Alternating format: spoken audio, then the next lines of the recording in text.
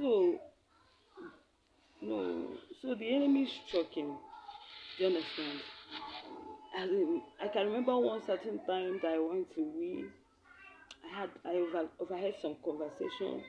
People, some family members, as in discussing. Do you understand? As in back door, how this man, this guy loves the wife so much. Oh, do you understand? You need to go and do. You need to run now, oh, because the way I'm seeing the kind of love that this guy has for the wife, there is problem. Oh, do you understand? So when I had that, and I felt somehow. No, as a young girl now, do you understand? As a young girl that just got married is not everything that you know. Do you understand? You are a naive person. You are just graduated from school, and growing up as a young girl. To be sincere, I didn't really have relationship. Do you understand? I didn't really maybe like date someone. I know I had people that were coming to me. I want to be your friend. I want to be your girlfriend. But the way we weren't raised that was a good thing. Do you understand? So I wasn't really into. I didn't really want to go into it because of what I was taught that would be involved in that kind of relationship. So I didn't really know much. So when I had that thing, I know I felt some kind of weird. Do you understand? Regarding the communication I had, I was like, no. I said, God, I didn't do anybody any bad thing. I came in here with my own mind. See my marriage. So 6 months down the line, everything changed. The man I married turned to another thing. You understand? There is nothing I do again was pleasing to my husband. Do you understand? That was 2014. Nothing was pleasing to him again. Everything there is someone that loved me. So that's I'll be like, what is happening? Everything I do, if I laugh, it irritates him. If I drink water, it irritates him. If I'm happy, he's not happy. If whatever I'm doing was not happy, it was irritating my husband. Every time I'll be crying. I say, God, is it because then I've not given birth to children? I was feeling maybe it's because of maybe I've not given birth to a child. Do you understand? I was like, God, you bless me with a child. Maybe my husband, he's not saying it. Maybe he's reacting to, not because reacting to not getting a child for him. Do you understand? I was crying every day, crying, God, give me a child. That was 1 year down the line. So before you know it, as in violent, before you know it, my husband has never touched me. He started, the violent aspect came in. It was hell. Do you understand?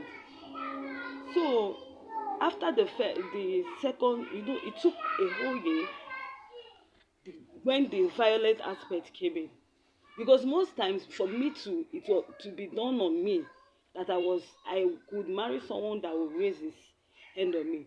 Because growing up as a child, I was among those that advocate against domestic violence, against men beating women, against married men beating the wife. Do you understand? I spoke against it growing up as a young girl.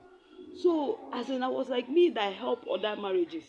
How will I be even as a young girl when I was unmarried? Married couple calls me, complain to me what they are going through. Even my friends that were married before me, even my siblings that were married before me, I'll be the one that will advise, I'll be the one that will talk and all those things.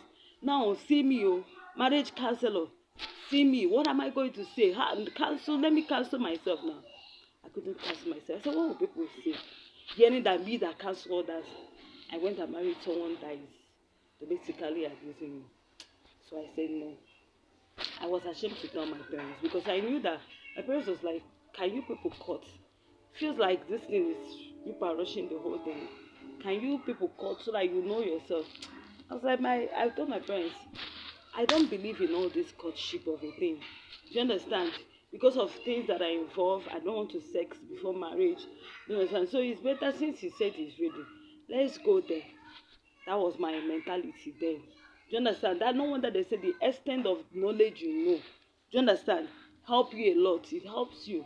Knowledge is power. That's why now today I encourage people to read your book, read books.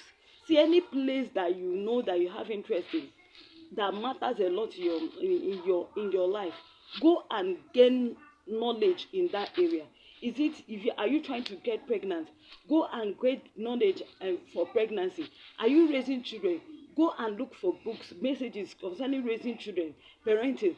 Go and learn enough knowledge regarding to that. Are you getting married? Get knowledge. See, even as a single person, that's why I encourage people. Knowledge is power. That was my own naive head. I felt it's not necessary because of things involved. Do you understand? That's the little knowledge I have. So my parents are not somebody that impose decision. Do you understand? My father is the kind of person I've trained you. I've taught you a lot of things, how life should be. So I feel you are matured enough to make decisions. So that if you make decisions, so that whatever that any consequences that arise, you can be able to bear it. So that tomorrow you won't say maybe someone stopped you from marrying, or someone did I made you, forced you into getting married. So that was how it happened. So I was ashamed to even call my parents and tell them about the domestic violent aspect of it. I said up to a year when it was getting worse. Do you understand? Getting worse. And another thing that made me not to tell my husband is then after my husband beating me, do you understand? When I'll be crying, he'll do like someone that has realized himself. Like, baby, why are you crying? What is happening? Do you understand? He will come and be apologizing. I'm sorry. I didn't know. Maybe we'll look at that. So I even hurt you. Hey, sorry, you apologize. I say, you know I love you. I don't know what comes over me to do this. But I was so ashamed to tell my parents. Not until one day. It was horrible. It was horrible. So, but then my mom was worried now as a woman being. You understand? You know, women, mother's instinct to call me. She said, why haven't you taken in? This almost almost a year and 6 months. What was happening? Have people gone to hospital and all this? She said, Mommy, don't worry, all those things will be taken care of.